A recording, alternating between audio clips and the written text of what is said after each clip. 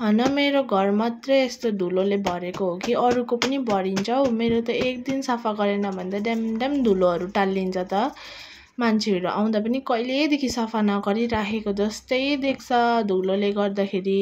अब कोही बेला बिमारीहरू हुन्छ, कोही बेला जिउ बिसन्चो हुन्छ, सफा गर्नु भ्याउँदैन कोही बेला होइन। त्यसरी सफा गर्नु नभ्याउँदाखेरि अरू कसैको हात चल्दैन नि त। फेरि मेरो घरमा चाहिँ यस्तो छ हो, मैले सफा गरेँ भने गरेँ, अरूको त हात खुट्टै भाँचिएको जत्तिकै छ, गर्नै हुँदैन, उनीहरूले काम छुनै हुँदैन भनेको जस्तै छ हो। आफ्नो घर सोच्छ कि अर्काको घरमा बसेको हो सोच्छ कि खै के सोच्छ म त अचम्मै लाग्छ। छुनै हुँदैन जस्तै गर्छ। यो टेबलमा पनि खाना खायो, दाल घोप्टायो, चिया बिस्किट खायो भने बिस्किट घोप्टायो, त्यहाँबाट सब्जी घोप्टायो, त्यत्तिकै राख्छ। पुस्ने त कसैको हातै चल्दैन। हात यति पुस्यो भने त उनीहरूको हात त भाँचिहाल्छ नि, त्यस्तो छ हो। अन्त यता गर उता गर मै सफा गर्नुपर्छ। अन्त खाने छ 3-4 जना, सफा गर्ने 1 जना। अन्त कसरी चाहिँ घर सफा हुन्छ हो, किन भन्नु त। आफ्नो घरमा बसेपछि त 3-4 जना मान्छे भएपछि त 1 जनाले यो 1 जनाले त्यो गरे भने पो सफा हुन्छ त घर।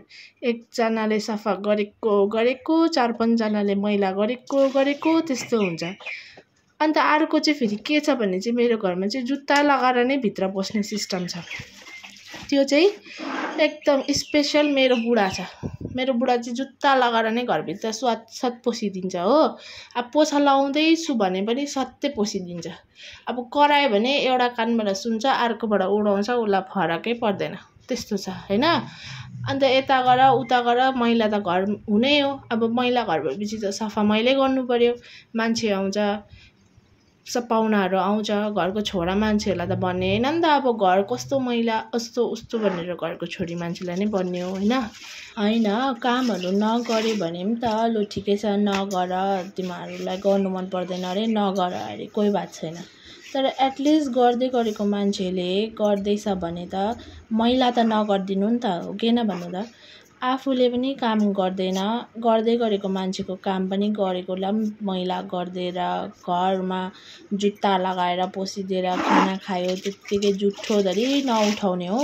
त्यत्तिकै टेबलमा दाल घोप्टेको छ, बिस्कुटहरू घोप्टेको छ। हुनु त सबैको घरमा यस्तै होला है, मेरो मात्रै त के होला, सबैको त्यस्तै होला। तर पनि अब कोही देखाउँछ, कोही देखाउँदैन, कोही भन्ने हुन्छ, कोही भन्ने हुँदैन, आफ्नो आफ्नो विचार हो होइन। तपाईँहरूलाई कस्तो के लाग्छ, मलाई चाहिँ त्यस्तै हुन्छ, रिस उठेर मर्छु म त। जति काम गर्छु त्यति रिस उठ्दै जान्छ मलाई त क्या। त्यो एउटै काम 2 बार गर्नु पर्यो भने त झन् मर्छु म त। अब मजाले पोछा सोछा लगाइ पनि सकेँ हो।